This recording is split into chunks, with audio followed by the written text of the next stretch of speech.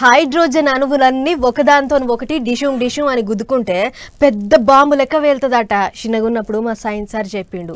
అది మామూలు బాంబు కాదు, ఏస్తే మళ్ళీ ఎసొంటి వస్తువైనా పరంపరం కావాల్సిందే. ఇక ఇప్పుడు ఈ హైడ్రోజన్ బాంబు గురించి మీకెందుకు చెప్తున్నానంటే, మన రాహుల్ సార్ దగ్గర ఉన్నదట హైడ్రోజన్ బాంబు. మరి దాని కథ ఏందో చూడుర్రి. ఓట్లెత్తుకపోతుండ్రు అని ఈ నడమ ఢిల్లీ నుంచి గల్లీ దాకా చెయ్యి పార్టీ లీడర్ సాబులు గట్టిగానే జోలు చెప్తుండ్రు. అందరేమో గానీ చెయ్యి పార్టీ పెద్ద సారు రాహుల్ గాంధీ దాని మీదనే ఓ యాత్ర కూడా చేసే. ఇప్పుడు మళ్ళోసారి ఓ మీటింగ్ పెట్టి ఓట్లు దొంగతనం అవుతున్నాయి అన్నట్టు మాట్లాడిండు. గా కర్ణాటక రాష్ట్రంలో ఉన్న ఓ జాగల 6,000 ఓట్లు ఉత్త పుణ్యానికి తీసేసిండ్రు అన్నట్టు తెర మీద చూపించుకుంటా మరి చెప్పిండు. అయితే మాటలల్ల మాట ఇప్పుడు చెప్తున్నది చాలా తక్కువ. ఈ ఓట్ల చోరీ మీదనే పోత పెద్ద హైడ్రోజన్ బాంబు వస్తాంది అన్నట్టు మాట్లాడిండు సారు. ఇక గీ ముచ్చటనే గట్టిగా పట్టుకుండ్రు పువ్వు పార్టీ వాళ్ళు. అవి చూసిండ్రా, సొంత దేశం మీదనే హైడ్రోజన్ బాంబులేస్తా అణుబాంబులేస్తా అన్నట్టు మాట్లాడుతాండు.